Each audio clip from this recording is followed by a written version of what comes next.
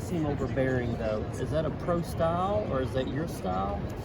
I don't know what's a pro style. It's just who I am. You know, I mean, I think I like to hope that, you know, and this was a different environment. This is practice really for me. But I think I like to try to trust the guys that we've done our work in practice, and now it's about for us performing. You know, so it's not about trying to hang on every possession about what they're doing wrong, but at the same time, you know, don't keep doing things wrong. We've been working on things to try to do them right, so let's try to do them right. So I just think sometimes they need some reminder. Sometimes it can be a subtle reminder.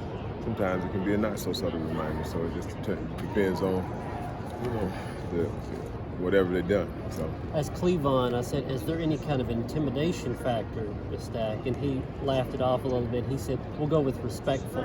That's what we're going to. He said, when you speak, everybody listens. Is that generally? Yeah, I think that's. I mean, I think we have a lot of lighthearted moments. You know, and I think you have to be just as given, you know, when they do things right, you know, and cheering them up and coaching them up. You know, you can't just be, you know, it's all bad. You know, I don't think nobody wants to be around a person like that. I don't want to be around a person like that, so I'm not going to be that person to our guys. But at the same time, we have a job to do, and we got to, you know, and part of what they want and a part of what we want to accomplish as a team requires a lot of accountability, and accountability sometimes comes in the form of, you know, critiquing, correction. You know, but I think once you spend a lot of time with each other, you kind of build up that social equity to be able to challenge each other. You know, and I think that's what these guys are learning. You've obviously coached at the pro level on the grassroots. You've coached a lot of games. Do you think you're still developing your style of coaching, or do you think that's kind of fixed at this point? No, I mean, at this point, man, I got 50 years of basketball, and I'm only 45. So, I feel like I'm a basketball lifer. I mean, does it feel like it's ever a destination? No. I mean, the game's always growing, changing. Guys are doing, you know, different things, but I feel like for where the game is right now, I understand it, you know, really well, offensively and defensively. You know, I can't even really watch a basketball game to enjoy it. Every possession I'm critiquing what they should have done, you know, defensively to not allow the team to score. And no score is ever going to be 8 to 12, you know. So, and then they're going to get probably 70, you know, 60, 70 points. But I think those are gaudy numbers. I mean, for us, I mean, we felt like, you know, at the pro level, we want to hold the team to, you know, 90. You know, we can hold them to a 90 below 100. That was a win for us. So I think now we want to have a number to probably somewhere between, you know, less than 65 and below. And I think that's a good number that we want to shoot for. Not that we're going to hold every team that way, but that's a number to where if we're really playing defense and defending the way that we're capable and the way we've been taught to play, that should be probably a realistic number for us. How big are you into analytics? I'm huge into analytics. I mean, I think it's, you know, Coach Smith really started it. You know, I think when, you know, he doesn't get enough credit, but it was always about possessions. You know, trying to have more possessions than the other team, trying to get to the free throw line where you can score with the clock being stopped, and, you know, and just, you know, crashing the offensive boards. I think that's huge. But again, just trying to get more possessions. The more possessions you get at the basket and opportunities you get to score, even if, you know, you don't, you know, they score the same amount of shots that you make. You know what I'm saying? That you're in a good place. So I think those are things that I pay attention. I don't try to bombard the guys with it.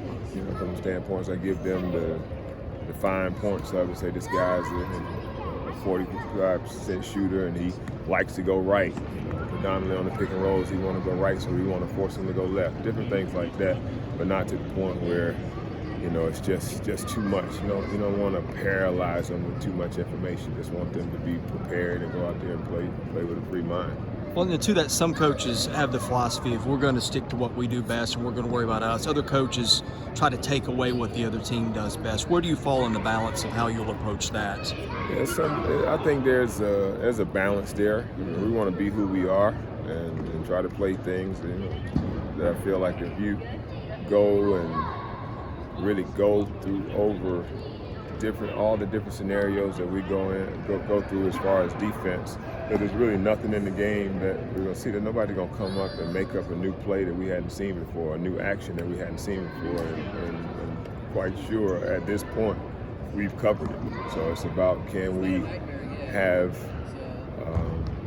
the retention from what we learned, and most importantly, the application of being able to carry it over to the games. I mean, when you see mistakes on the floor, it won't be because they don't know.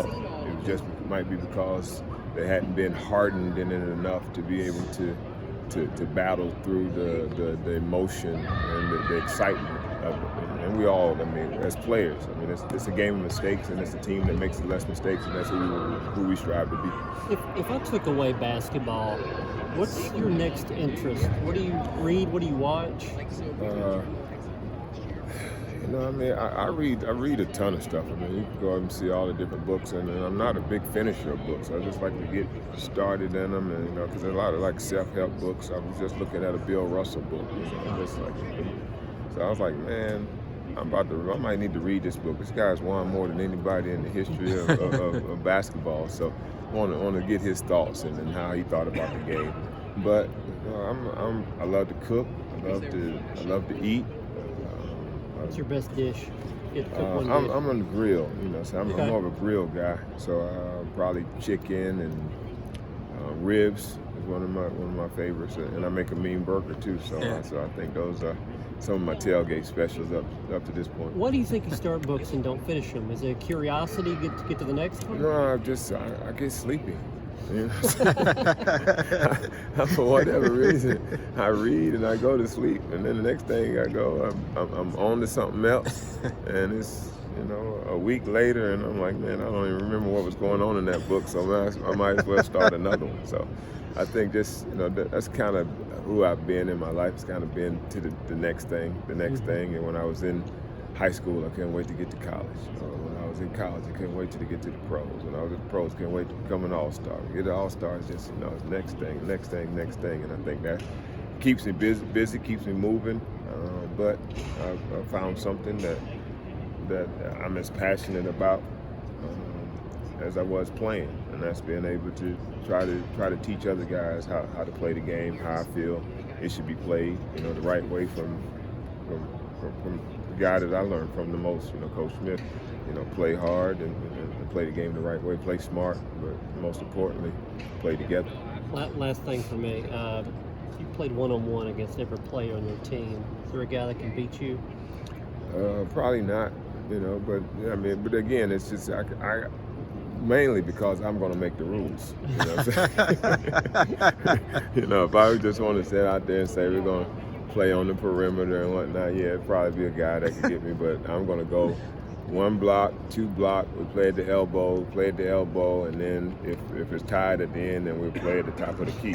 So I'm more than likely going to win both blocks. So now I just got to win one of the perimeter spots. So I already mastered that. This almost sounds like you tried this before. No, you ask them. Ain't nobody caught me yet. But no, I just think it's still about getting out. That's what I love about this, that I can still not only tell them, but I can get out there and show them. And I'm not going to play in a 40-minute game, but for anything that needs to be done out on the basketball court, I can demonstrate it, and hopefully God continue to bless me to be able to stay healthy enough to do that as long as I can. What do you like about this team? I like our competitiveness. I like our toughness. We got some guys that, are borderline dangerous. So I mean, some of them I wouldn't want to play against. I mean, it's like they, Matt Moyer and Edge. Those guys are wiry, long, and don't know their own strength. And then Aaron. They just play so hard. Him and Saban.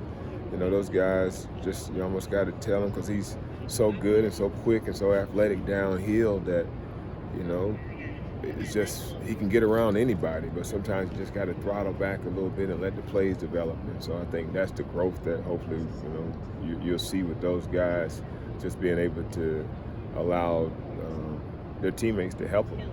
Obviously we're going to rely on those guys big time, and when things aren't tough, got to put it in their hands and try to make something happen for us. but that's a tough way to make a living. You know, let's move it, share it, and trust. You know, no matter who it is, it could be a walk-on. If it's the right play, to make the play to him in the corner, make the play to him in the corner. Because more times than not, it's not going to be the walk-on in the corner. It's going to be another guy that you can trust. So and I think that's the key that we want to get. These guys all aspire to play at the next level, and you know they're not going to be. You know, most teams going to have 1 through 8, 1 through 9. So when these scouts are coming here to see you, they want to see a guy that can fit 9 through 15 because they already got 1 through 8. So I think that's the mentality that we, not to say that you can't aspire to be 1 through 8, but show them that you can operate, 9 through 15, and those are the guys that do the little things, the guys that take charges, the guys that defend, and that's how you're going to play here. No matter who you are, how you're going to play is it's going to be a result of what you do on the defensive end. What do you think you get out of Matt this year? I think Matt could be a really big X factor for us, but I mean he has to again play within himself, play within what we want him to do. Especially on the defensive end. Yeah, he can make a shot for us. He has a lot of length, and tools that can help us on the defensive end. But again, just being able to keep himself, poised. I think that's not only Matt, but that's our team. So I mean, I don't really, single out one guy, because you don't know. I mean, I'm gonna put the best group. I love to play 10. I mean, I feel like you should have 5 starters, and you want to sub for all those guys. But it may not work out that way. It could be that it only be 7 or 8 that I can trust, and that's just the way it is. I mean, I was brought here to try to win games, and it's not come here to try to make friends or be friends with these guys or try to appease anything other than us having success on the basketball court. And I'm going to put the group out there that I feel gives us the best chance to do something. You thought this summer you might not have Dylan. He was out there today, and I thought looked pretty good. Showed a lot of things he can do. What's your take on him at this point? Oh man, he's been really good. He's gotten himself back. Worked really, really hard. He's a hard worker. Worked to get his knee back. Carlos Daniel has done a really good job with him in the weight room. Our training staff, Brandon, those guys have done a really good job of getting him back. Because I told his parents, and him, that I had no problem redshirting him this year if he didn't get back and 100%. But I mean, I think he's shown that he's going to be a contributor for us, and so I think him and Scotty and Jordan's growing. He's been one of those guys that have been the focal point of his team, so he's never had to really do the dirty work.